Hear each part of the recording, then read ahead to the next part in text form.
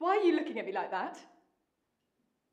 The way you were looking at me just now, before I caught your eye in the mirror, and you started to whistle. I don't know how to describe it, but it froze my blood. I've caught you looking at me like that so much lately. What are you thinking of when you look at me like that? That I've gone through this hideous transformation, become hard, frantic, cruel. Is that what you've been observing in me lately? How could you help but observe it? That's all right. I'm not thin-skinned anymore, can't afford to be thin-skinned anymore. You know, living with someone you love can be lonelier than living entirely alone, when you know that the one you love doesn't love you.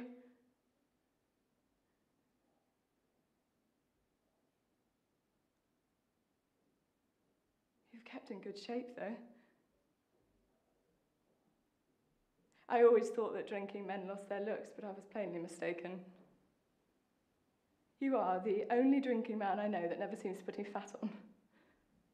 Well, sooner or later it's bound to soften you up. It was just beginning to soften up Skipper when... I'm sorry.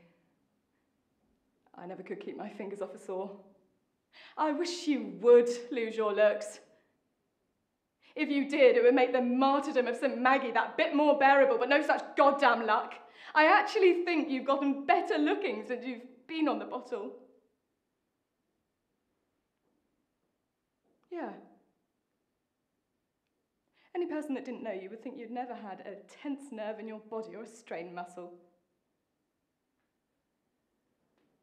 Of course, you always did have this rare sort of charm about you. Although you were playing a game without much concern if you were to win or lose, and now that you've lost the game, well, not lost, just given up playing. You have this charm about you that usually only ever appears in very old or hopelessly sick people. The charm of the defeated. You look so cool.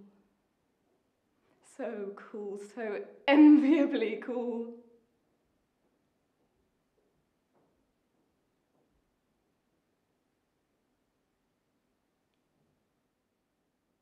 They're playing croquet.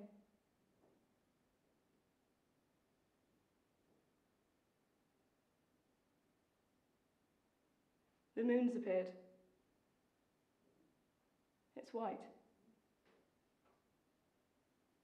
Just beginning to turn a little bit yellow. You were a wonderful lover. Such a wonderful person to go to bed with. And I think it was mainly because you were so indifferent to it. Isn't that right? Never had any anxiety about it, did it? Naturally. Easily. Slowly. With absolute confidence and perfect calm. More like opening a door for a lady or showing her to a table than expressing any longing for her. Your indifference made you wonderful at lovemaking. Strange, but true. Do you know, if I thought that you would never make love to me again, I would go downstairs to the kitchen, pick out the longest and sharpest knife and shove it straight into my heart. I swear I would. But then the one thing I don't have is the charm of the defeated. My hat is still in the ring and I am determined to win.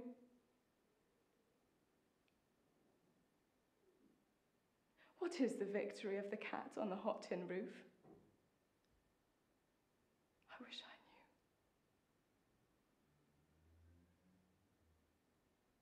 knew. Just staying on it, I suppose. As long as she can. Later on tonight, I'm going to say that I love you, and maybe by that stage you'll be drunk enough to believe me.